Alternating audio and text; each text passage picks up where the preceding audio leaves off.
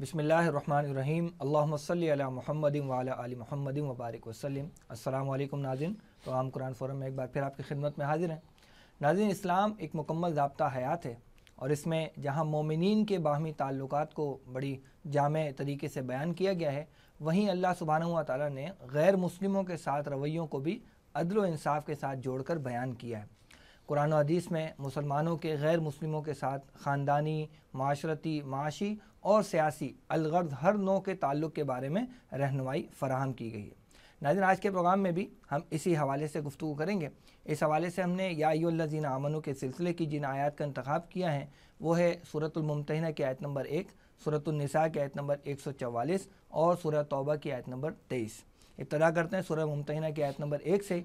इस आयत में अल्लाह सुब्हानहू व तआला इरशाद फरमाते हैं, औज़ु बिल्लाहि मिनश शैतानिर रजीम, बिस्मिल्लाहिर रहमानिर रहीम, या अय्युहल्लज़ीना आमनू ला तत्तखिज़ू अदुव्वी व अदुव्वकुम औलिया तुल्क़ूना इलैहिम बिल मवद्दा वक़द कफ़रू बिमा जाअकुम मिनल हक़्क़ि युख़रिजूनर रसूला व इय्याकुम अन तुअमिनू बिल्लाहि रब्बिकुम इन कुंतुम खरजतुम जिहादन फ़ी सबीली वब्तिग़ाअ मरज़ाती तुसिर्रूना इलैहिम बिल मवद्दा व अना अअलमु बिमा अख़फ़ैतुम व मा अअलनतुम व मन यफ़अलहु मिनकुम फ़क़द ज़ल्ल सवाअस सबील। सदक़ल्लाहुल अज़ीम।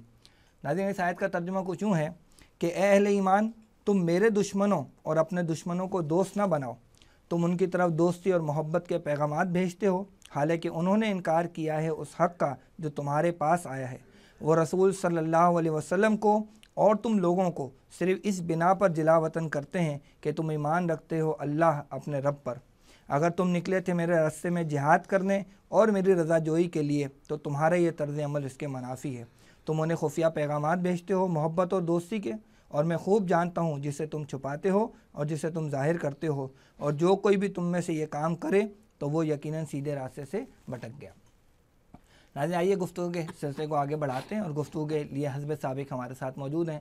हमारे मोअज़्ज़ज़ मेहमान, मारूफ़ दीनी स्कॉलर व अमीर तंज़ीम इस्लामी मोहतरम जनाब शुजाउद्दीन शेख साहब। आइए उनसे गुफ्तगू करते हैं। अस्सलामु अलैकुम व रहमतुल्लाहि व बरकातुहू। वालेकुम अस्सलाम व रहमतुल्लाहि व बरकातुहू। शेख साहब मेरा अच्छे हैं? अल्हम्दुलिल्लाह, आप खैरियत से हैं? माशाअल्लाह। शेख साहब, आज इंशाल्लाह 3 आयत हम या अय्युहल्लज़ीना आमनू के सिलसिले की देखेंगे। तो पहली आयत उसी पर ज़रा तफसीली कलाम हो जाएगा, बाकी मौज़ूआत भी इंशाल्लाह कवर उसमें होंगे। जो पहली आयत है वो सूरह मुम्तहिना की आयत नंबर 1 है, जिसमें अल्लाह सुब्हानहू व तआला ने कुफ़ार के साथ दोस्ती और ताल्लुक़ रखने से मना किया। तो मेरा बुनियादी सवाल और सबसे पहला सवाल यही है कि आखिर ऐसी क्या वजह है कि अल्लाह सुब्हानहू व तआला कुरान मजीद में बार बार कुफ़ार को दोस्त बनाने से मना करते हैं, हालांकि है वो भी आदम की औलाद, वो भी अल्लाह की मखलूक हैं। तो क्या बुनियादी सबब है? बिस्मिल्लाहिर्रहमानिर्रहीम, अल्लाहुम्मा सल्लि अला मुहम्मदिन व अला आलि मुहम्मदिन व बारिक वसल्लम। जज़ाकल्लाह खैर नुमान साहब, बड़ा अहम और अमली सवाल भी है और बाज़ एतबारात से ये बड़ा एक हॉट सॉर्ट ऑफ क्वेश्चन भी है कि जब सब अल्लाह की मखलूक हैं, सारे इंसान अल्लाह की मखलूक हैं, तो फिर आया ऐसी मुमानिअत अल्लाह का दीन करता है जो कि दीन फितरत है और खालिक का अता करदा है। तो जहाँ तक इस बात का ताल्लुक़ है कि काफिर भी बहरहाल इंसान है और अल्लाह ताला की मखलूक है, तो इंसान होने के नाते, खालिक की मखलूक होने के नाते और हमारे हम जिन्स होने के नाते कि वो भी इंसान हम भी इंसान, तो कुछ ना कुछ उसके साथ मामला होना चाहिए। उसकी गुंजाइश दीन ने अता की है, वो आगे हम कलाम भी कर लेंगे इंशाअल्लाह ताला। और इससे पहले मैं ये भी अर्ज़ कर दूँ, इंसान तो अशरफुल मखलूक़ात है। जो दीन जानवरों के बारे में, परिंदों के बारे में, चरिंद के बारे में, दीगर मखलूक़ात के बारे में कभी हुस्न सलूक की ताकीद करता है, कभी नुकसान ना पहुँचाने की तलक़ीन करता है, तो कैसे मुमकिन है कि वो इंसानों के बारे में रहनुमाई ना देता हो? देता है, लेकिन आप और हम जानते हैं कि बास ऐसे जानवर भी होते हैं कि जिनसे हमें खौफ भी आता है और हमें जान का खौफ भी महसूस होता है, तो हम उससे इज्तिनाब भी करते हैं, उससे बचने के लिए कोशिश भी करते हैं। इसी तरह कभी इसका भी इम्कान है कि इंसानों में से कुछ लोग हमारे लिए ख़तरनाक हो जाएं, तो उनसे इज्तिनाब की तलक़ीन की गई। ख़तरनाक हो जाएं क्या मतलब? अगर एक बात क्लियर हो, लफ्ज़ कुफ़ार में इसकी तरफ खुद इशारा मौजूद है, लफ्ज़ काफिर में खुद इशारा मौजूद है, इनकार करने वाला। किसका इनकार करने वाला?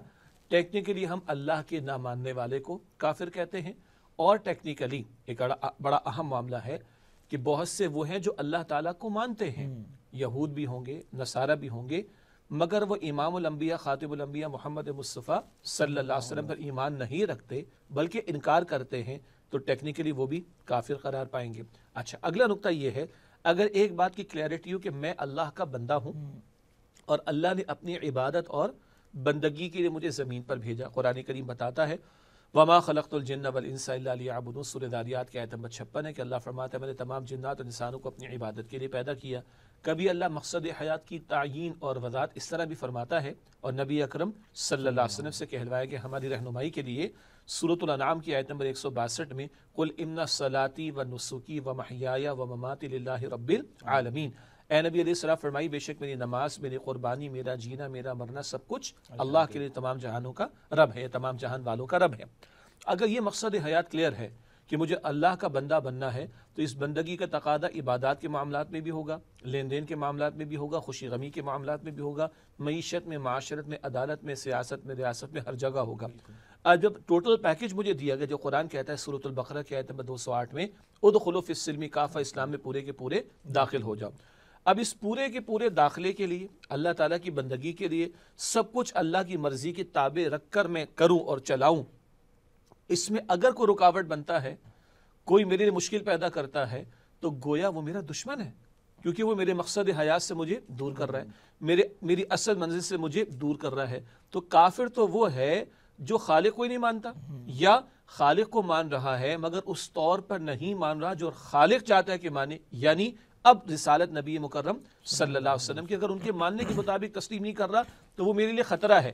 جتنا ایک درندے کا خوف ہے کہ میرے لیے خطرہ ہے، میری جان کے لیے خطرہ ہے، اتنا ہی خالق کا نہ ماننے والا، خالق کا انکار کرنے والا، کفر کرنے والا، وہ میرے ایمان کے لیے خطرہ ہے. چنانچہ اس سے بچاؤ اور اجتناب کی تعلیم مجھے میرے دین نے عطا کی ہے. بلکہ ایمان کی جو بنیادی تعریف بیان کی جاتی ہے اس میں خود نبی اکرم صلی اللہ علیہ وسلم کا ذکر آ جاتا ہے کہ اللہ کے رسول صلی اللہ علیہ وسلم کی لائی ہوئی باتوں کی تصدیق کرنا. تو شاید ایک سبب یہ بھی ہے ان سے دوستی کی ممانعت کا کہ وہ چونکہ نبی اکرم صلی اللہ علیہ وسلم کو نہیں مان رہے، شاید یہ بھی. یعنی آپ نے اسی نقطے کی معاشرہ وضاحت فرمائی کہ اب بلکہ اس کو یوں کہہ لیتے ہیں کہ اب مسلمان کون ہوگا؟ صحیح. جو تصدیق بما جاء به النبی صلی اللہ علیہ وسلم. فقہا بیان فرماتے ایمان کیا ہے؟ ہر وہ خبر جو محمد مصطفیٰ صلی اللہ علیہ وسلم نے عطا کی اس کی تصدیق کرنا. یہ تصدیق کرنے والا صاحب ایمان ہے، اور جو انکار کرے وہ کافر ہے. اللہ تعالیٰ خود یہ تقسیم بیان فرماتا ہے هو الذی خلقکم فمنکم کافر ومنکم مؤمن. سورۃ تغابن کے شروع میں اللہ نے تمہیں پیدا فرمایا، تم میں سے کافر بھی، تم میں سے مومن بھی. اللہ خود فرق کر رہا ہے. تو جب فرق اللہ نے کیا، خالق نے، قرآن کریم کے مطابق ہم بات کر رہے ہیں، تو پھر ہمارے رویوں میں بھی فرق واقع ہوگا مسلم اور غیر مسلم یا مومن اور کافر کے اعتبار سے. تو کیا ان سے یعنی کفار سے ہم کسی بھی قسم کا تعلق نہیں رکھ سکتے، یا اس میں کچھ گنجائش رکھی گئی ہے، کچھ فیلڈز طے کر دی گئی یہاں تک ہے، یہاں تک نہیں رکھنا؟ بہت اہم اور عملی سوال ہے، اور یہیں پر دین کی خوبصورتی ہمارے سامنے آتی. ایک اصولی بات آ گئی، ایک ماننے والے ایک نہ ماننے والے برابر نہیں. بھئی ہماری اولاد ایک فرما بردار اور نافرمان ہم برابر نہیں سمجھتے. ایک اسکول کے اندر فرما بردار اسٹوڈنٹس اور دوسرے ذرا شرارت کرنے والے برابر نہیں سمجھے جاتے. ایک ملک کے اندر فرما بردار لا ابائیڈنگ شہری اور مجرمین برابر سمجھے جاتے نہیں. تو فرق تو رہے گا، لیکن اب سوال یہ ہے کہ کیا کوئی تعلق نہیں رکھا جا سکتا، کوئی ان کے ساتھ معاملہ نہیں کیا جا سکتا، کوئی طرز عمل اختیار نہیں کیا جا سکتا؟ ایسا نہیں ہے. ایک تقسیم اللہ تعالیٰ نے خود قرآن حکیم میں ایک تو یہ فرما دی. ایک اور تقسیم اللہ تعالیٰ نے یہ فرمائی سورہ ممتحنہ میں ہی آتا ہے آگے چل کر کہ اللہ تعالیٰ فرماتا ہے ایسے لوگ، ایسے کفار جو تم سے جنگ نہیں کرتے، تمہارے خلاف سازش نہیں کرتے، تمہیں تمہارے گھروں سے نکالنے پر تمہیں مجبور نہیں کرتے، ظلم نہیں کرتے، تو ان سے حسن سلوک میں کوئی ان تبرؤہم، حسن سلوک میں کوئی ممانعت نہیں ہے. لیکن جو کافر تم سے جنگ کرتے ہیں، تمہارے خلاف سازشیں کرتے ہیں، تمہارے نکالنے پر دوسروں کی مدد کرتے ہیں، برابر تو نہیں ہو سکتے نا. ایک وہ کافر ہے جو میرے ساتھ پیسفل رہنا چاہتا ہے اور میرے خلاف کوئی حرکتیں نہیں کر رہا، سازشیں نہیں کر رہا، اور ایک وہ جو سازشیں کر رہا ہے. عقل بھی کہتی ہے کہ برابر نہیں، لیکن رب بھی کہہ رہا ہے. تو اگر کوئی کافر ہے یا کفار ہیں جو ہمارے خلاف سازشیں نہیں کرتے، جنگ نہیں کرتے، ہمیں ہمارے گھروں سے نکالنے کے درپے نہیں ہوتے، ان کے ساتھ حسن سلوک ہوگا، حسن سلوک. اور ایک وہ کافر ہے کہ جو ایٹ وار ہیں، جنگ پر آ گئے یا نکال رہے ہیں ہمیں ہمارے گھروں سے مسلمانوں کو، یا کسی کا مسلمانوں کو ان کے گھروں سے نکالنا اس کی مدد کرتے، تو ان کے ساتھ تو وہ معاملہ نہیں برتا جائے گا. ایک لائن تو اللہ تعالیٰ نے خود سورہ ممتحنہ کے اندر ڈرا کر دی ہے. اگلی بات جو پھر تفصیل ہے جو ہمارے فقہا نے اس کو بیان فرمایا، ایک ہوتا ہے موالات کا معاملہ، یعنی جس کو دلی دوستی کی بات کہی جاتی ہے. تو ان تولوہم، جو قرآن حکیم کہتا ہے کہ تم ان کے ساتھ موالات کا معاملہ کرو، دلی دوستی کا معاملہ کرو، قلبی دوستی کا معاملہ کرو. اس کی تو قطعاً گنجائش نہیں. قلبی دوستی مسلمان کی مسلمان سے ہو سکتی ہے, دلی تعلق مسلمان کا مسلمان سے ہو سکتا ہے, کافر سے نہیں ہو سکتا. کیوں نہیں ہو سکتا؟ وہ جواب آ گیا. جو اللہ کا باغی ہے, اللہ کا دشمن ہے, اللہ کا منکر ہے, نبی صلی اللہ علیہ وسلم کی رسالت کا منکر ہے, وہ کیسے برابر ہو سکتا ہے ماننے والے کے؟ تو ایک بات ہے موالات, جس کو فقہا کہتے ہیں کہ جس میں کوئی دلی قلبی تعلق کی بات ہو. ایسی قلبی دلی دوستی مسلمان کی کافر سے جائز نہیں ہے. دوسرے درجے پر بیان کرتے ہیں جس کو مواسات کہا جاتا ہے, یعنی ہمدردی کا جذبہ ہونا. ارے ایک آدمی کتے کو اگر آگ کے قریب جاتا ہوا دیکھے گا تو اس سے برداشت ہوگا, اس کو دور کرے گا. ایک کتے کو آدمی پیاسا دیکھے گا تو اس کو پانی پلانے کی کوشش کرے گا. یہ تو فطری جذبہ ہے ہمدردی کا جو اللہ تعالیٰ نے بندوں میں بھی رکھا. تو اگر کفار کے ساتھ اس طرح کی ہمدردی کا کوئی رویہ اختیار کیا جا رہا ہے تو کوئی حرج کی بات نہیں ہے.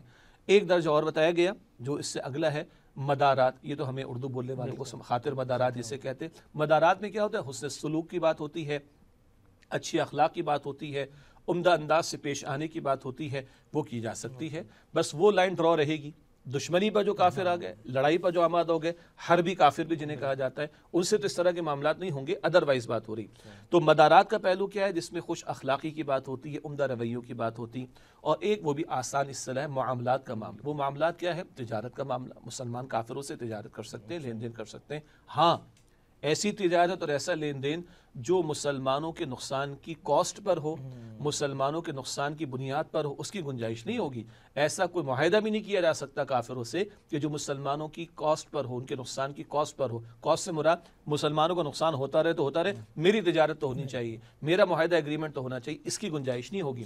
ادروائز لین دین تاجروں کے ساتھ بھی تجارت کے اعتبار سے لین دین, کوئی پروفیشنل سروسز کی ہائرنگ ہے, کوئی حرج کی بات نہیں ہے. پھر ایک اور ضمنی بات آئے گی, اسلامی ریاست ہو, غیر مسلم وہاں پر رہتے ہیں, بس وہ اسلامی ریاست کی بالادستی قبول کریں, کوئی حرج کی بات نہیں. اسلامی ریاست ان کی جان, مال, آبرو, عقیدہ, گھر, عبادت گاہ, اس کی حفاظت کی ذمہ داری لے گی. ذمیوں کے اس کو ذمہ کہا جاتا ہے, باقاعدہ ان کے حقوق شریعت نے بیان کیے. تو یہ وہ لیولز ہیں. قلبی دوستی البتہ مسلمان کی مسلمان کے ساتھ نہیں ہوگی. باقی مواسات کا معاملہ, ہمدردی کا جذبہ رکھنا, اور مدارات کا معاملہ خوش اخلاقی کے ساتھ پیش آنا, لین دین کرنا, کوئی اس میں حرج کی بات نہیں.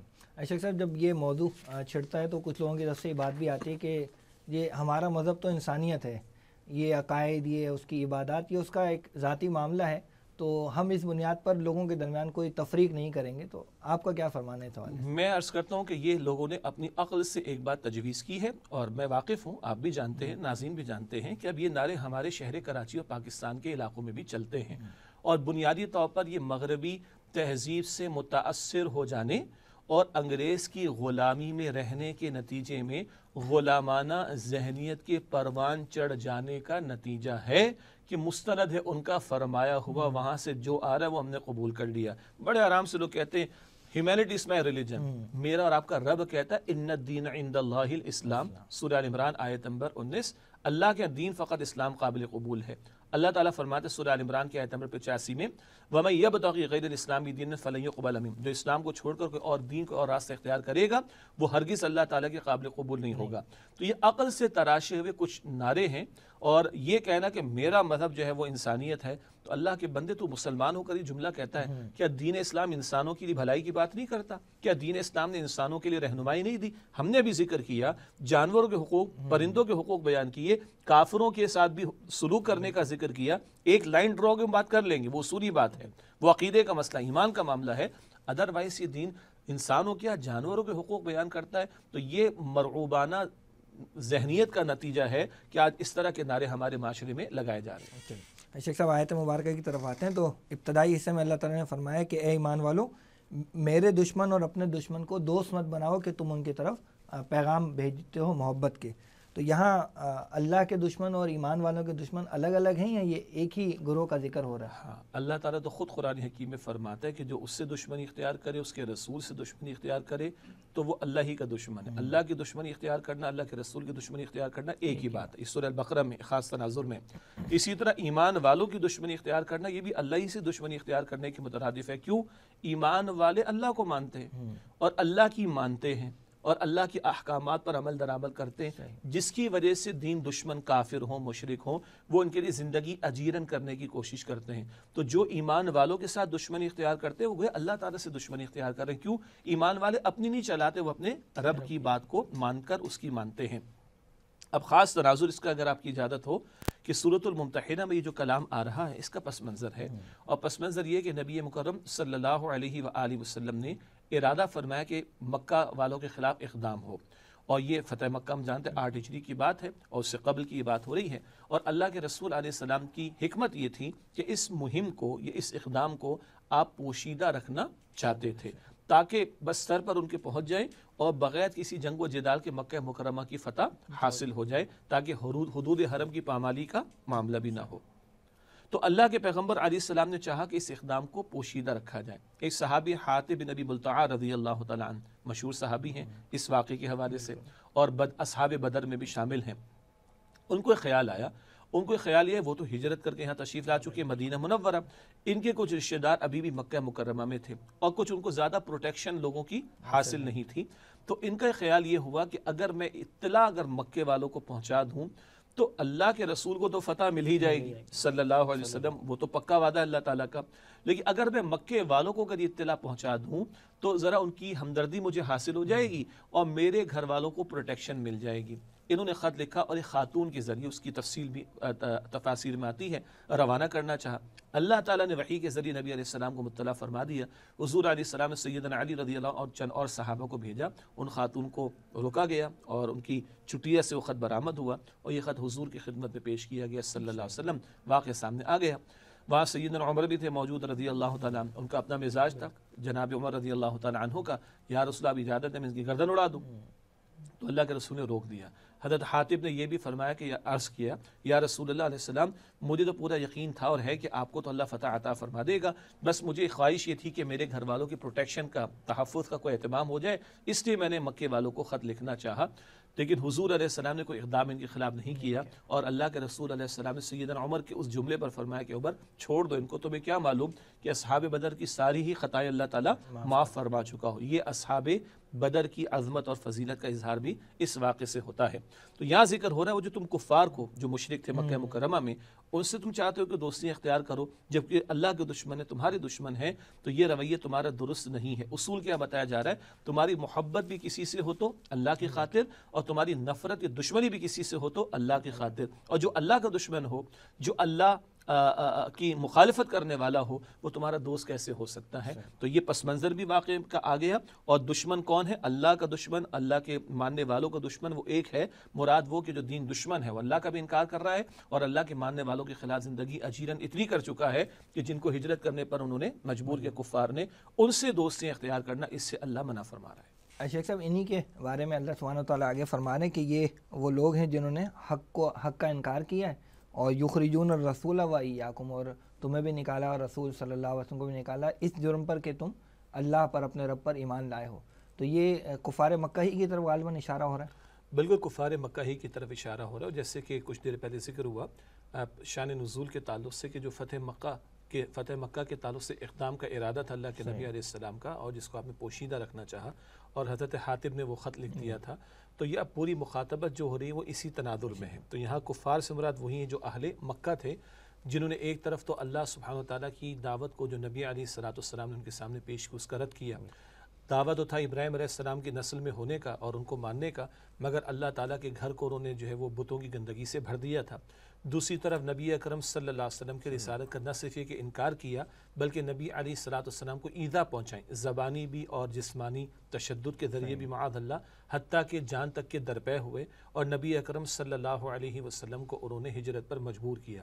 پھر آپ صلی اللہ علیہ وسلم ہی نہیں، صحابہ کرام کو جو اذیتیں جھیلنا پڑی ہیں، حضرت بلال پر جو کچھ گزرا رضی اللہ تعالیٰ عنہ، حضرت خباب بن ارد پر جو کچھ بیتا رضی اللہ تعالیٰ عنہ، حضرت سمیہ، حضرت یاسر رضی اللہ تعالیٰ عنہما کی شہادت کا معاملہ، وہ غلام اور کنیزہ جو ایمان لے آتے ان پر ظلم و ستم کا معاملہ، یہ وہ سارے ان کے جرائم ہیں، کفر کرنا بھی اور ایمان والوں پر ظلم و ستم کرنا، حتیٰ کہ ان پر زندگی اجیرن کر کے ان کو ہجرت پر مجبور کرنا۔ ان جرائم کا ذکر کر کے بھی حمیت دینی کی طرح متوجہ کیا جا رہا ہے کہ جو اللہ کا کفر کرنے والے اور اللہ کا انکار کرنے والے اور اللہ کے ماننے والوں پر ظلم کرنے والے ہیں، کیسے تمہاری دلی دوستی ان کے ساتھ ہو سکتی ہے؟ صحیح. اچھا شیخ صاحب آگے جو ہے وہ ایک شرط کا بیان آ رہا ہے کہ ان کنتم خرجتم جہادن فی سبیلی وابتغاء مرضات، اگر تم میرے راستے میں جہاد کے لیے نکلے اور میری رضا کے حاصل کرنے کے لیے نکلے ہو یا میری رضا حاصل کرنا چاہتے ہو، تو یہ ایک شرط تو لگائی گئی ہے، لیکن اس کا تعلق کس جملے سے جڑتا ہے؟ ہاں، اس کا تعلق جو ابتدائی الفاظ ہیں نا آیت کریمہ کے، لا تتخذوا عدوی وعدوکم اولیاء، کہ تم میرے اور اپنے دشمنوں کو ولی، یعنی ولی کی جمع اولیاء نہ بناؤ، دلی دوستی سے اختیار نہ کرو. کیوں؟ تم تو مجھ پر ایمان رکھنے والے ہو، اور تمہاری جو محنتیں ہیں، خواہ وہ جہاد فی سبیل اللہ کا معاملہ ہو یا ہجرت فی سبیل اللہ کا معاملہ ہو، وہ تو میری خاطر ہیں. جب تم میرے لیے نکلے ہو، میری وجہ سے تم پر اللہ فرما رہا ہے گویا میری وجہ سے تم پر زندگی جنن کی جا رہی، مجھ پر تم ایمان رکھنے والے، میری راہ میں جہاد کرنے والے، میری خاطر ہجرت کرنے والے ہو، تو کیسے ممکن ہے کہ تمہاری دوستیاں کفار کے ساتھ ہو جائیں جو کہ اللہ کے انکار کرنے والے اور اس سے تم سے دشمنی اختیار کرنے والے ہیں؟ یعنی یہ کہ اگر یہ کام کرنا ہے تو پھر وہ ساتھ میں نہیں چل سکتا. یعنی یہ مس میچ ہے نا، کہ ایک طرف تمہارا سب کچھ، میری زندگی کا مقصد تیرے دی گئی سرفرازی، میں اسی لیے مسلمان، میں اسی لیے نمازی، اگر تم اس کی تفسیر بالکل ہو تو پھر کافروں کے ساتھ دوستی کیا مطلب؟ دلی دوستی کافروں کے ساتھ کیا مطلب؟ اور اس سے تعلقات استوار کرنا یا ان کی پروٹیکشن لینے کی کوشش کرنا، اس کا میچ نہیں بنتا اس کے اندر. شیخ صاحب آگے فرمایا گیا تسرون الیہم بالمودہ، تم ان کی طرف خفیہ پیغام دیتے ہو محبت کے، وانا عالم بما اخفیتم وما اعلنتم، میں جانتا ہوں جو بھی تم چھپاتے ہو ظاہر کرتے ہو. تو شیخ صاحب آیت کے شروع میں الفاظ آئے تھے تلقون الیہم بالمودہ، اور یہاں الفاظ آ رہے ہیں تسرون الیہم بالمودہ، تو تلقون اور تسرون ان دونوں الفاظ میں کیا فرق ہو رہا ہے؟ جی، تلقون کا جو مفہوم ایک بیان کیا گیا وہ پہنچانے کے اعتبار سے، القاء کرنا، ارسال کرنے کے اعتبار سے، وہ خط دیا ہے نا اصل میں، جو خط جو جا رہا ہے یہ تو ہے تلقونوں کا مفہوم کہ تم خط ارسال کر رہے ہو. اچھا ایک بات میں وضاحت کر دوں، کیونکہ واقعہ ہم نے بیان کیا اور سورہ ممتحنہ کا مطالعہ ہو رہا ہے، تو وہ خط اور خط لکھوانے والے حضرت حاتب کا ذکر آ رہا ہے، لیکن یاد رہے اللہ تعالیٰ ان کو معاف فرما چکا ہے، اور اللہ کے پیغمبر تو یہ فرما چکے ہیں کہ اصحاب بدر کا تو تمہیں کیا پتہ ہے عمر، کہ اللہ ان سے کہہ چکا ہو تمہارا سب معاف ہے. لیکن مشکل کیا ہوتی ہے کہ جب یہ مقام آئے گا تو بیان کرنا پڑے گا.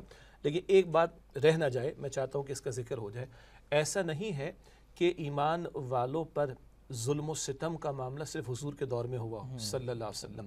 اگر آپ ماضی قریب میں بھی دیکھیں، ہارٹ آف دا یورپ میں جو چیمپئن بنتے ہیں بڑے فریڈم کی باتیں کرنے والے، ہارٹ آف دا یورپ میں بوسنیا مسلمانوں کا ایک ملک تھا، اور اکثر و بیشتر وہ نام کے مسلمان رہ گئے تھے، مگر ان کو نام کے مسلمان ہونے کی سزا دی گئی. مشہور الفاظ ہیں پرانے، ان کی نسل کشی کی گئی، ان کی ایتھنک کلینزنگ کی گئی صرف ان کا کلمہ پڑھنے کی وجہ سے.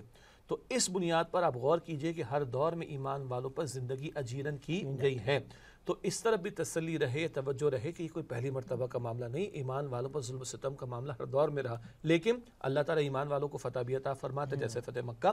اللہ تعالیٰ ایمان والوں کی مدد بھی فرماتا ہے، ان کی دادرسی بھی کرتا ہے، اور اللہ اپنے ایمان والے بندوں کی حفاظت کا بھی اہتمام کرتا ہے. اور جو دین دشمن، یہ اسلام کے دشمن، یہ مسلمانوں کے دشمن ہیں، کبھی دنیا میں نشان عبرت بناتا، اور اس سے بڑھ کر آخرت میں اللہ نے ان کے لیے عذاب تیار کر رکھا. بات چلی تھی تلقون اور تسرون. تو تلقون بمعنی کس میں؟ ارسال کرنے کے، بھیجنے کے معنی میں جو خط بھیجا گیا. تسرون چپکے چپکے کو بات کرنا، سر و علانی. سر کہتے ہیں جناب آمین بالجہر اور آمین بالسر بھی مشہور مسئلہ ہے نا، خاموشی کے ساتھ چپکے چپکے کہہ لیجئے. تو یہاں پر یہ جو چپکے چپکے یقین دہانی ہو رہی، دیکھو جی تمہارے خلاف اقدام ہونے والا ہے، لیکن ہم تمہیں پہلے سے اطلاع دے رہے، تو ہم تمہاری ہمدردی رکھتے ہیں. تو ایسا معاملہ نہ ہو کہ چپکے چپکے تم ان سے دوستی کا بھرم بھرو اور ان کو دوستی کا یقین دلانے کی کوشش کرو. اور ایک مفہوم یہ بیان کیا گیا، حضور کا ایک راز تھا نا صلی اللہ علیہ وسلم، کہ حضور نے اس اقدام کو پوشیدہ رکھنے کا ارادہ فرمایا.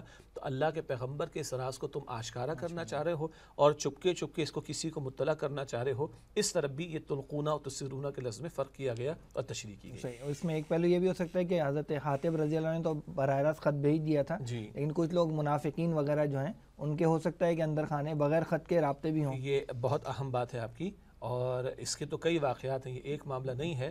وہاں کے مشرکین کے سردار کے ادھر تعلقات بھی تھے، اور عبداللہ بن ابی تو ابھی زندہ ہے نا، جو منافقین کا سردار، تو ادھر کا سردار عبداللہ بن ابی، ادھر کے سرداروں کے ساتھ تعلقات تھے، تو بالکل بجائے کہ صرف خط ہی کا معاملہ نہ ہو، یہ تو منظر عام پر بات آ گئی، اس کے علاوہ منافقین کی جو ریشہ دوانیاں تھیں اور جو کفار سے تعلقات قائم رکھتے تھے، ان کی طرف بھی اس میں اشارہ ہو کہ پوشیدہ طور پر انہوں نے بھی کچھ باتیں وہاں پر پہنچائی۔ بالکل صحیح۔ شیخ صاحب آخر میں اللہ تعالیٰ اس آیت کے فرماتے ہیں کہ وَمَن يَفْعَلْهُ مِنْكُمْ فَقَدْ ضَلَّ سَوَاءَ السَّبِيلِ، کہ جو کوئی تم میں سے یہ کرے گا تو وہ سیدھے راستے سے بھٹک گیا۔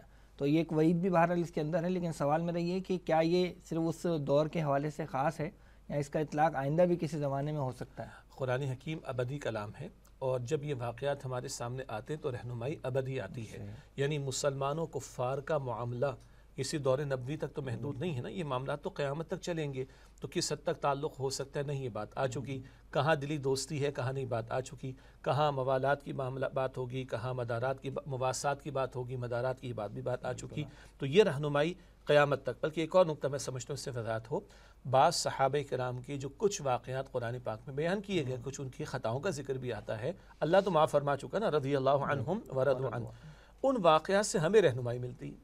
بھئی واقعہ پیش آئے تو اللہ نے کلام عطا فرمائے، اب ایسی کیفیت قیامت تک آ سکتی ہے تو رہنمائی موجود ہے۔ اب رہنمائی کیا ہے کہ تم میں سے اب ہمارے لیے تم میں سے کوئی یہ نہ سمجھے کہ بھئی میں اپنے کو مفادات کی خاطر ذرا مسلمانوں کا راز کہیں اور بھجوا دوں تو چلو جی مسئلہ کوئی نہیں ہوگا، نہیں، اور میں بچ بھی جاؤں گا، ایسا نہیں ہے۔ وعید بتائی جا رہی کہ جو اس طرح کی حرکت کرے گا وہ صحیح راہ سے جو ہے وہ فقط ضل سواء السبیل، سیدھے راستے سے وہ گمراہ ہو جائے گا۔ دوسری بات یہ ہے کہ راز کی بات تھی نا، تو مسلمانوں کے رازوں کو اللہ اور اس کے دین کے دشمنوں سے شیئر کرنا، اس کی ممانعت آ رہی ہے، اور آج تو یہ کہتے ہیں نا جی انفارمیشن ٹیکنالوجی کا دور ہے اور انٹیلیجنس شیئرنگ کا دور ہے، تو ہمارے ہاں تو شیئرنگ کی تو بات دور کی ہے، ہم تو پورے ایئرپورٹس کافروں کے حوالے کر دیتے، اپنے افغان مسلمان بھائیوں کو 1.5 لاکھ کی معاف کیجیے گا 1.5 ملین 15 لاکھ کے قریب شہید کرانے کے لیے اپنے ملک سے 57,000 پروازیں چلانے کی اڑانے کی اجازت تک دے دیتے۔ ایک خط گیا، ایک راز پر تو بات آگی نہیں رہنمائی کی، جب ایک پوری قوم کے مسلمان بھائیوں یا ایک علاقے کے مسلمان بھائیوں کو شہید کرانے کے لیے اجازت دیے جانا اور صرف انفارمیشن نہیں اپنے پورے بیسس ان کے حوالے کرنا، تو اندازہ کرے کتنا بڑا جرم تھا جو اس قومی سطح پر ہمارے ملک میں ہوا ہے۔ تو یہ رہنمائی فقط اس دور کے لیے نہیں، قیامت تک کے لیے رہنمائی ہے۔ جزاک اللہ شیخ صاحب۔ محترم ناظرین، پروگرام میں وقت ہوئے بریک کا، بریک کے بعد جب حاضر ہوں گے تو بقیہ جو 2 آیات ہیں، سورہ نساء کی آیت 144 اور سورہ توبہ کی آیت نمبر 23، اس پر بھی انشاءاللہ کلام کریں گے۔ فی الوقت اجازت دیجیے، السلام علیکم ورحمۃ اللہ وبرکاتہ۔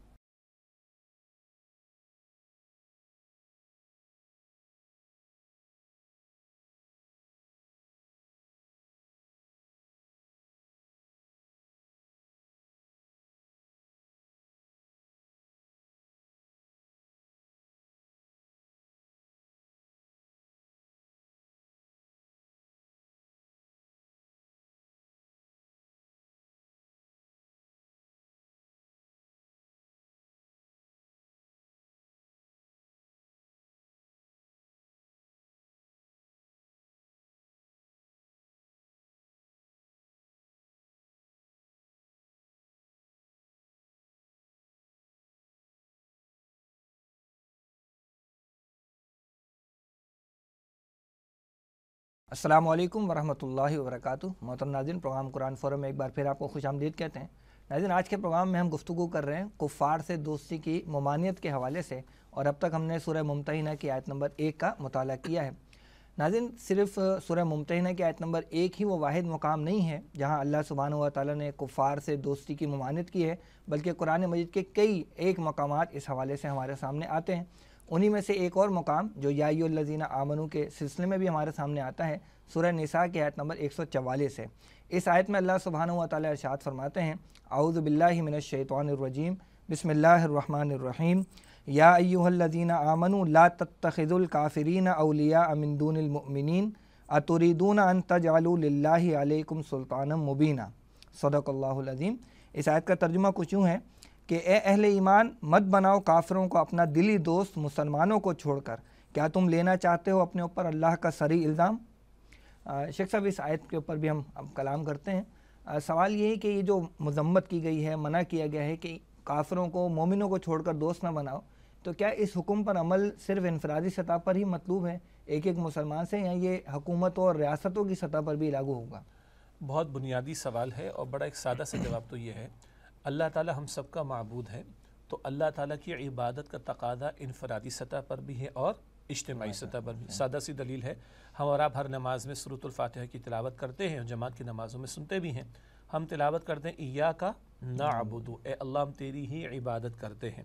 اچھا، جب آپ اور میں اکیلے نماز ادا کرتے ہیں تب بھی نعبد پڑھتے ہیں، حالانکہ تھوڑی بہت شد بدھ رکھنے والے کو پتہ ہے کہ اعبدو کا لفظ بھی سورہ کافرون میں ہے۔ اعبدو میں عبادت کرتا ہوں، نعبدو ہم عبادت کرتے ہیں۔ جب آپ اور میں اکیلے نماز ادا کریں، سنت یا نوافل یا کوئی فرض نماز کسی مرد کی جماعت رہے گی تو اکیلے ادا کرے گا، خواتین اکیلے، نعبدو پڑھتے ہیں نا، یہ اشارہ ہے کہ اللہ کی عبادت اکیلے نہیں، اجتماعی طور پر۔ اسی طرح نمبر 2، ہم جس دین کے ماننے والے ہیں وہ انگریزی کا ریلیجن نہیں ہے۔ انگریزی کا ریلیجن انفرادی معاملات تک محدود رہتا ہے۔ عربی کا لفظ دین اور قرآن کا استعمال کردہ لفظ دین، دین اسلام کے لیے وہ جامع نظام زندگی ہے، جیسے قرآن فرماتا ہے ان الدین عند اللہ الاسلام، سورہ آل عمران کی آیت نمبر 19 کہ دین تو اللہ کے نزدیک فقط اسلام ہے، اور اللہ فرماتا ہے سورہ البقرہ آیت نمبر 208 پہلے بھی ذکر آ چکا، ادخلوا فی السلم کافہ، اسلام میں پورے کے پورے داخل ہو جاؤ۔ تو اب اگر کہا جا رہا ہے ایمان والوں، خطاب مخاطبت بھی افراد سے ہو رہی ہے اجتماعی سطح پر جمع کے صیغے میں، تو ایمان والوں سے مخاطبت اگر ہو رہی ہے کہ وہ ایمان والوں کو چھوڑ کر کافروں سے دلی دوستیاں اختیار نہ کرے، تو یہ تقاضا صرف انفرادی سطح کا نہیں بلکہ اجتماعی سطح کا بھی ہے۔ جیسے ایک فرد کو منع ہے، یا وہ خط کی روانگی ہوئی، فرد نے لکھا، اس کو بھی ڈسکریج کیا گیا، اس کی ممانعت کی گئی، تو اگر مسلمانوں کا اجتماعی نظم ہو، ایک اسلامی حکومت ہوگی، ایک اسلامی ریاست ہوگی، تو جو حکمراں ہوں گے، امت کے ذمہ داران ہوں گے، ان کے لیے بھی رہنمائی ہے کہ وہ ایمان والوں کو چھوڑ کر کافروں سے دلی دوستیاں اختیار نہ کریں، ایسے ان سے معاہدے نہ کریں، ایسا ان سے انفارمیشن کی شیئرنگ کا معاملہ نہ کریں جو مسلمانوں کے لیے نقصان کا باعث بنتا ہو۔ تو یہ ہدایت افراد سے متعلق بھی ہے اور یہ ہدایت جو اجتماعی سطح سے بھی متعلق ہے، اور ہم دیکھتے ہیں ہمارے ماضی کی تاریخ ہے اور سیاہ تاریخ بھی ہے اس معاملے میں کہ جب اپنوں نے غیروں کے ساتھ تعلقات بڑھائے، اپنوں کو چھوڑ کر غیروں کو ترجیح دی، تو کس قدر اپنوں ہی نے اپنوں کا نقصان کیا، جو غدار قرار پائے، جو منافقت کی روش پر قرار پائے۔ اور ابھی تھوڑی دیر پہلے میں نے آپ کو جو ذکر کیا کہ اس پاکستان سے 57,000 پروازیں ہم نے اڑانے کی اجازت دی امریکنز کو اور ان کی الائڈ فورسز کو، اور ہم نے اپنے 10-15 لاکھ مسلمان بھائیوں کو افغانستان میں شہید کروایا۔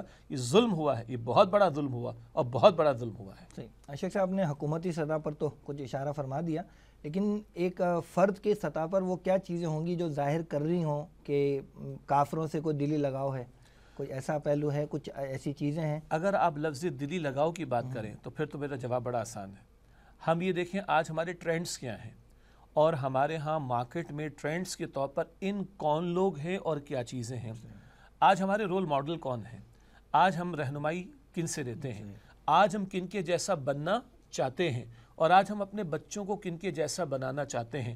ہم شاید زبان سے کچھ نہ بھی کہیں تو ہمارے ٹرینڈز، ہمارا یہ طرز عمل، ہمارے یہ رویے، مطلب میں آپ کو کھل کر اگر عرض کروں، اگر آپ ایک باربر شاپ پر چلے جائیں، یعنی حجام کی دکان پر، اب آپ کو پتہ ہے کہ حجام کی دکانیں آج کل کتنی ہائی فائی قسم کی بھی ہوتی ہیں اور سادی بھی ہوتی ہیں، وہاں پوسٹرز لگے ہوتے ہیں مشرک اداکاروں کے اور غیر مسلم اداکاروں کے۔ اگر آپ بیوٹی پارلر شاپ پر دیکھیں تو ہمیں بتایا جاتا ہے، ہمارا تجربہ تو نہیں ہے زیادہ، کہ وہاں پر مشرک اداکاراؤں کے اور غیر مسلم اداکاروں کے پوسٹر لگے ہوتے ہیں، اور نسل ہماری کہتی ہے ہم ان کے جیسا بننا چاہتے ہیں۔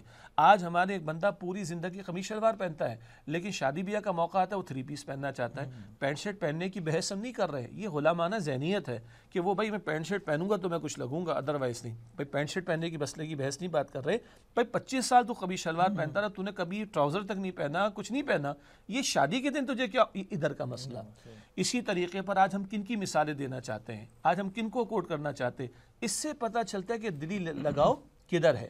اور جب دلی لگاؤ محمد مصطفیٰ سے ہوگا صلی اللہ علیہ وسلم، اللہ کے کلام، اللہ کے نبی کی سنت سے ہوگا، تو ہمارے ٹرینڈز ڈیفرنٹ ہوں گے۔ ہماری مثالیں کس کی دی جائیں گی؟ اما عائشہ صدیقہ کی دی جائیں گی رضی اللہ تعالیٰ عنہ، فاطمہ الزہرا رضی اللہ تعالیٰ عنہ کی چادر کا ذکر کیا جائے گا۔ لیکن آج یہ ٹرینڈ آپ کو کم نظر آ رہا ہے اور دوسرا ٹرینڈ زیادہ نظر آ رہا ہے، تو یہ طرز عمل ہی بتا رہا ہے کہ دلی لگاؤ ہمارا کس طرف زیادہ ہے۔ اور پھر وہ حکومتوں کی سطح پر تو وہ حکومتوں کی سطح پر بھی بات آتی ہے۔ شیخ صاحب اس میں آگے اللہ تعالیٰ فرما رہے ہیں کہ اتریدون ان تجعلوا للہ علیکم سلطانا مبینا، کیا تم اپنے اوپر اللہ کا صریح الزام لینا چاہتے ہو؟ یہ کون سے الزام کی بات ہوتی ہے؟ 2 باتیں اس کے اندر ہیں۔ جب اللہ کے حکم کی خلاف ورزی کر کے اللہ کے دشمنوں اور اللہ کے منکروں سے تعلقات استوار کیے جائیں تو یہ طرز عمل خود اللہ کے غضب کو دعوت دینے والی بات ہے ایک۔ اور اگر کسی پر اللہ کا غضب نازل ہو، کسی پر اللہ تعالیٰ کی سزا آ پڑے ادھر یا ادھر، تو وہ اپنے آپ کو ہی مورد الزام ٹھہرائے، پہ شکوہ نہ کرے کہ میرے ساتھ ایسا کیوں ہو گیا، میرے ساتھ یہ عذاب کا معاملہ کیوں ہو رہا ہے، میرے ساتھ یہ سزا کا معاملہ کیوں ہو رہا ہے۔ یہ اللہ کے حکم کی خلاف ورزی کر کے یہ دوستی اور دشمنی کا جو معیار کیا دیا گیا تھا کہ اللہ ہی کی خاطر محبت، اللہ ہی کی خاطر نفرت، لیکن تمہاری اگر دوستیاں اللہ کے دشمنوں سے ہیں تو پھر تم اللہ کے عذاب کو اور اس کی سزا کو دعوت دے رہے ہو، اور اگر وہ تم پر آ پڑے عذاب یا سزا تو تم شکوہ شکایت نہ کرنا، اپنے آپ پر الزام دھرنا کہ تمہارے کیے کا نتیجہ تمہارے سامنے آ گیا۔ یعنی اس میں ایک پہلو یہ بھی ہو سکتا ہے کہ اللہ تعالیٰ تو کئی مرتبہ تمہیں منع کر چکا ہے، بار بار منع کر چکا ہے کہ یہ کام نہ کرو، پھر بھی تم وہ کر رہے ہو، تو اب کیا اللہ کی صریح حجت اپنے اوپر تمام کروانا چاہتے ہو؟ جی، یعنی اس اللہ کی ممانعت، وہی بات ہے نا، اور کئی مرتبہ اللہ تعالیٰ منع کر چکے، جیسے آپ نے خود انٹرو میں فرمایا، اور آیات کا انتخاب بھی آج 3 آیات کا ہے نا، کہ بھائی ایک مرتبہ نہیں، کئی مرتبہ اللہ تعالیٰ نے اس بات سے تمہیں روکا، پھر بھی تم اگر یہ کام کرتے تو گویا اب حجت تم پر تمام ہو گئی، تم نے خود اپنی تباہی کا سامان کر لیا ہے۔ صحیح۔ شیخ صاحب چلتے ہیں آگے، آخری آیت جو پروگرام میں شامل ہے، سورۃ توبہ کی آیت نمبر 23۔ اس آیت میں اللہ سبحانہ و تعالیٰ فرماتے ہیں، یا ایھا الذین آمنوا لا تتخذوا آباءکم واخوانکم اولیاء ان استحبوا الکفر علی الایمان ومن یتولہم منکم فاولئک ھم الظالمون۔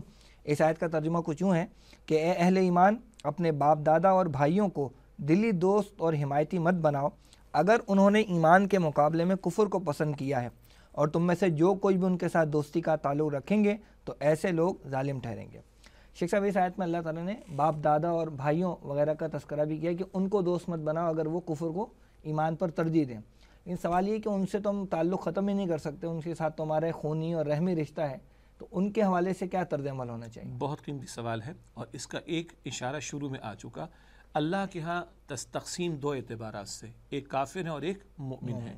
بقیہ نسلی تعلق، رحمی رشتہ، خونی تعلق، فلاں نسبت، وہ سب بعد میں ہیں۔ اللہ نے تو اپنے پیغمبروں کے گھرانوں کی مثالیں قرآن حکیم میں رکھ دیں۔ نوح علیہ السلام کے 4 بیٹے تھے، 3 صاحب ایمان، 4 نافرمان، اور اس کو سمجھاتے بھی رہے نوح علیہ السلام۔ سورہ ہود میں تذکرہ تفصیلی آتا ہے، اور پھر اللہ سے التجا کرتے ہیں، من اہلی، اللہ میرے اہل، میرے گھر والوں میں سے۔ اللہ تعالیٰ فرماتا ہے لیس من اہلک، یہ آپ کے اہل میں سے، گھر والوں میں سے نہیں ہے، سگا بیٹا۔ اللہ فرماتا ہے کہ نہیں، کیوں؟ اللہ کے ہاں اصل رشتہ خون کا نہیں ہے، اللہ کے ہاں اصل کسی کی کسی سے نسبت نسل کی بنیاد پر، برادری کی بنیاد پر، قوم کی بنیاد پر نہیں ہے۔ اللہ کے ہاں جس رشتے کی قدر ہے وہ ایمان کا رشتہ ہے۔ اگر ایمان کا رشتہ خونی رشتوں میں شامل ہو، نورن علی نور والی بات ہے۔ ہاں ہم لوگ مسلمان ہیں، ہمارے گھرانے مسلمانوں کے ہیں، ہمیں اس رشتے کی قدر کرنی چاہیے، لیکن کئی مرتبہ ہماری نسلی تفاخر کی باتیں، برادریوں کی باتیں اوپر آ جاتی، ایمان والی بات نیچے چلی جاتی ہے۔ پس منظر میں جو بات چل رہی ہے وہ کیا ہے؟ مکہ مکرمہ والوں کے خلاف اقدام ہونا ہے اور اپنوں کے خلاف جانا ہے۔ یہ بڑا سخت مرحلہ تھا۔ ہجرت کر کے جو لوگ مدینہ شریف آ گئے، اب ان سے مطالبہ ہے کہ تمہارے باپ دادا ہوں، تمہارے بھائی ہوں، جو کوئی بھی، وہ اگر کفر پہ ہیں تو ان کو ترجیح نہیں دو گے، وہ نیچے رہیں گے، اور جو ایمان والا ہے تمہارا اس ایمان والے کا رشتہ وہ اوپر رہے گا۔ ایک طرف سیدنا بلال رضی اللہ تعالیٰ عنہ حبشہ کے ہیں، ایک طرف سیدنا سہیب رضی اللہ تعالیٰ عنہ روم کے ہیں، ایک طرف سیدنا سلمان رضی اللہ تعالیٰ عنہ فارس کے ہیں۔ مختلف خطے، نسلیں، زبانیں، علاقے، لیکن وہ بھائی بھائی بن کر کھڑے ہو جاتے ہیں۔ اور ایک طرف بدر کا اور احد کا میدان سجتا ہے، ماموں ادھر ہے، بھانجا ادھر ہے، باپ ادھر ہے، بیٹا ادھر ہے، کزن ادھر، دوسرا کزن ادھر، بھائی ادھر، بھائی اس طرف۔ ڈیوائیڈنگ فیکٹر کیا تھا؟ یہ ایمان والے ہیں اور یہ کفر والے ہیں۔ اور اللہ کے رسول علیہ السلام نے فرمایا، من احب للہ وابغض للہ واعطى للہ ومنع للہ فقد استکمل الایمان۔ جس سے محبت کی تو اللہ کی خاطر، کسی سے نفرت کی تو اللہ کے لیے، کسی کو کچھ دیا تو اللہ کی خاطر، کسی سے کچھ روکا بھی تو اللہ کی خاطر، فقد استکمل الایمان، بس اس نے اپنے ایمان کی تکمیل کر لی۔ تو اصل رشتہ اللہ کے ہاں وہ ایمان کا ہے۔ ہاں ہم مسلمانوں کے تعلق سے اہم نقطہ کیا ہے؟ ہیں تو مسلمان، رحمی رشتے بھی ہیں، دوستی میں تعلقات بھی ہیں۔ یاد رہے ٹاپ پر محبت اللہ کی رہے گی، اور ٹاپ پر محبت اللہ کے رسول کی رہے گی صلی اللہ علیہ وسلم۔ اسی طرح ٹاپ پر حق رہے گا اللہ تعالیٰ اور اس کے رسول کا علیہ السلام۔ اسی طرح ٹاپ پر اطاعت رہے گی اللہ تعالیٰ اور اس کے رسول علیہ السلام کی، ورنہ حدیث مبارک میں آتا ہے لا طاعت لمخلوق فی معصیۃ الخالق، مخلوق کی ایسی اطاعت نہیں کی جائے گی، ایسی بات نہیں مانی جائے گی جس سے خالق کی نافرمانی ہوتی ہو۔ تو یاد رہے ہم ہیں مسلمان مگر ہمارے رشتوں میں ایمان کے رشتوں کو فوقیت بھی ہونی چاہیے اور ایمان کے تقاضوں پر عمل کو فوقیت ہونی چاہیے۔ ہم معاف کیجیے گا، ہم دعائے قنوت پڑھتے ہیں نماز وتر میں، کیا کہتے ہیں؟ وَنَخْلَعُ وَنَتْرُكُ مَن يَفْجُرُكَ، ہم علیحدہ ہو جاتے، ترک کر دیتے، چھوڑ دیتے اس کو جو تیری نافرمانی کرے۔ یہ کیا بات ہے کہ اللہ کے باقی، اللہ کے سرکش، اللہ کے نافرمان بھی ہوں اور ان کے ساتھ ہمارا اٹھنا بھی بیٹھنا اور جینے مرنے کے وعدے کرنے کا معاملہ ہو، یہ بات ہمارے دعوے سے مطابقت نہیں رکھتی، اس کو بھی ریوزٹ کرنے کی ضرورت ہے۔ اشیخ صاحب، یہ جو سورہ توبہ کی آیت 23 ہے یہ بھی غالباً فتح مکہ ہی کے پس منظر میں ہے؟ جی، سورہ توبہ کی آیت نمبر 23 بھی فتح مکہ کے پس منظر، اگر آپ کی اجازت تو آیت 24 کا بھی حوالہ دے دیں۔ اس میں تو ہلا دیا گیا ہے نا، قُلْ إِنْ كَانَ آبَاؤُكُمْ وَأَبْنَاؤُكُمْ وَإِخْوَانُكُمْ وَأَزْوَاجُكُمْ وَعَشِيرَتُكُمْ وَأَمْوَالٌ اقْتَرَفْتُمُوهَا وَتِجَارَةٌ تَخْشَوْنَ كَسَادَهَا وَمَسَاكِنُ تَرْضَوْنَهَا، اے نبی صلی اللہ علیہ وسلم فرما دیجئے اگر تمہیں تمہارے باپ اور بیٹے اور بھائی اور بیویاں اور رشتہ دار، 5 رشتے، اور وہ مال جو تم نے بڑی محنت سے کمائے، اور وہ تجارت جس سے نقصان کا تمہیں اندیشہ رہتا ہے، اور وہ مکانات محلات جو تمہیں بڑے محبوب ہیں، مال، تجارت اور مکانات کی محبت، 8 محبتیں ہو گئیں، رشتوں کی اور مال و اسباب کی۔ احب الیکم من اللہ ورسولہ وجہاد فی سبیلہ، اگر آج ان میں سے کوئی محبت تمہیں زیادہ محبوب تر ہے، اگر اوپر آ جاتی اللہ کی محبت سے، اللہ کی راہ میں اللہ کے رسول علیہ السلام کی محبت سے اور اللہ کی راہ میں جہاد کی محبت سے، بڑے سخت الفاظ ہیں، فتربصوا، تو جاؤ انتظار کرو، حتی یأتی اللہ بامرہ، دھمکی ہے اللہ اپنا فیصلہ لے آئے، موت یا عذاب کا ہو سکتا ہے، واللہ لا یہدی القوم الفاسقین، اور اللہ ایسے فاسقوں کو ہدایت نہیں دیتا۔ ناظرین کرام، میں گزارش کروں گا اس آیت کو پڑھیں ذرا تنہائی میں بیٹھ کے، سورہ توبہ کی آیت نمبر 24، اور ہم بقول ہمارے استاد بانی تنظیم اسلامی ڈاکٹر اسرار صاحب رحمۃ اللہ علیہ کے، کہ ہم اپنے باطن میں ایک ترازو نصب کریں، ایک پلڑے میں 8 محبتیں رکھ دیں، دوسرے میں 3، دیکھیں کون سا پلڑا بھاری ہے۔ اگر یہ 8 محبتوں والا پلڑا بھاری ہے تو بڑی دھمکی آ رہی۔ اور ایک اور اہم بات، اللہ کی محبت قلبی معاملہ ہے، اللہ کے نبی علیہ السلام کی محبت قلبی معاملہ ہے، ماتھے پہ لکھا نہیں ہوگا، گلے میں میڈل نہیں ہوگا، جہاد کا عمل بتائے گا۔ جہاد اعلیٰ ترین شکل تو وہ قتال فی سبیل اللہ، اور ایک جہاد کا مستقل عمل ہے اللہ کے دین کی، اللہ کی بندگی کرنے کے لیے، اللہ کی بندگی کی دعوت دینے کے لیے، اللہ کی بندگی پر اپنے نظام کو قائم کرنے کے لیے۔ یہ عمل جہاد کا بتائے گا کہ دل میں اللہ اور اس کے رسول علیہ السلام کی محبت ہے۔ تو بجا فرمایا آپ نے کہ سورہ توبہ کی آیت 23 تو زیر مطالعہ تھی، 24 کا میں نے حوالہ دیا، یہ فتح مکہ کے تناظر میں ہے کہ اپنوں کے خلاف قتال کرنا ہے۔ اللہ، بس یہ آزمائش تھی اللہ کی طرف سے، قتال ہوا نہیں۔ فتح مکہ کے موقع پر جنگ و جدال کا معاملہ نہیں ہوا، اللہ کی شان، اللہ تعالیٰ نے بغیر جنگ کے فتح عطا فرما دی، مگر امتحان بڑا کڑا تھا کہ اپنوں کے خلاف تم نے قتال کے لیے کھڑا ہونا ہے۔ تو یہ کہ سورہ ممتحنہ اور سورہ توبہ کی ان آیات کو ملا کر پڑھیں تو وہ پس منظر اچھا، پس منظر اور پوری تصویر کہیے کہ سامنے آ جاتی ہے۔ شیخ صاحب، آخری سوال یہ کہ اس آیت کے آخر میں اللہ فرماتے ہیں کہ وَمَن يَتَوَلَّهُم مِّنكُم، کہ ان سے جو کوئی بھی تم میں سے دوستی کرے گا فَأُولَٰئِکَ هُمُ الظَّالِمُونَ، تو وہی لوگ ظالم ہوں گے۔ تو یہاں ظالم قرار دیا ان سے دوستی کرنے والوں کو۔ دیکھیں، ظلم کا ایک مطلب تو ہے نا وضع الشیء فی غیر محلہ، کسی شے کو اس کے مقام سے ہٹا دینا۔ تم تو مومن ہو، تم تو ایمان والے ہو، اور ایمان والے کی پرائرٹی کیا ہوتی ہے؟ اللہ تعالیٰ کی ذات، اللہ کی رضا، اللہ کا حکم، اللہ اس کے رسول علیہ السلام کی اطاعت۔ اب اگر کسی کافر کی محبت، کسی سرکش کی محبت، کسی اللہ کی معصیت کرنے والے کی محبت تمہارے دل میں گھر کر رہی ہے، اور تم اللہ کی راہ میں جہاد کرنے سے، اللہ کی راہ میں ہجرت کرنے سے، اللہ کے دین پر عمل کرنے سے، اللہ کے دین کے لیے محنت کرنے سے رک جاتے ہو، تو یہ تو تم ظلم کر رہے ہو، اپنے آپ کے ساتھ زیادتی کر رہے ہو، اپنے نفس کے اوپر ظلم کر رہے ہو کہ تم نے اپنے مقام کو کھو دیا، تم سے جو مطالبہ تھا اس کو کھو دیا۔ تو یہاں ظلم کیا ہے کہ دوسروں کی محبت کی خاطر، چاہے وہ کفر میں اڑے ہوئے لوگ ہوں، شرک میں اڑے ہوئے لوگ ہوں، دین دشمن قسم کے لوگ ہوں، ان کی محبت کا دم بھرا جائے اور اللہ کی راہ میں جہاد اور ہجرت اور اللہ کے دین کے لیے محنت، اس سے فرار اختیار کیا جائے۔ یہ ہے جو گناہ کی روش ہے، فسق کی روش ہے، جس کو ظلم اس مقام پر، چاہے وہ ان کے اپنے رشتہ داری کیوں نہ، چاہے وہ اپنے رشتہ داری کیوں نہ ہو۔ لیکن بات آگئی تھی نا کہ خونی رشتہ کافی نہیں ہے، اصل رشتہ ایمان کا رشتہ، اگر وہ مفقود ہے تو یہ خونی رشتے کسی کام کے نہیں ہے۔ جزاک اللہ شکر، بہت شکریہ آپ کی قیمتی وقت کا۔ محترم ناظرین، آج کے پروگرام میں ہم نے سمجھنے کی کوشش کی کہ کفار سے دوستی اور تعلقات کے حوالے سے دین اسلام ہمیں کیا رہنمائی عطا فرماتا ہے، مزید برآں انفرادی اور حکومتی سطح پر وہ کیا حدود و قیود ہیں جن کے اندر رہتے ہوئے کفار کے ساتھ تعلقات قائم کیے جا سکتے ہیں، اور کس طرح کے تعلقات ہیں جن کی ممانعت ہمارا دین کرتا ہے۔ ناظرین، آج کے پروگرام کے لیے بس اتنا ہی، انشاءاللہ آئندہ پروگرام میں ایک نئے موضوع کے ساتھ آپ کی خدمت میں حاضر ہوں گے۔ تب تک کے لیے اجازت دیجیے۔ السلام علیکم ورحمۃ اللہ وبرکاتہ۔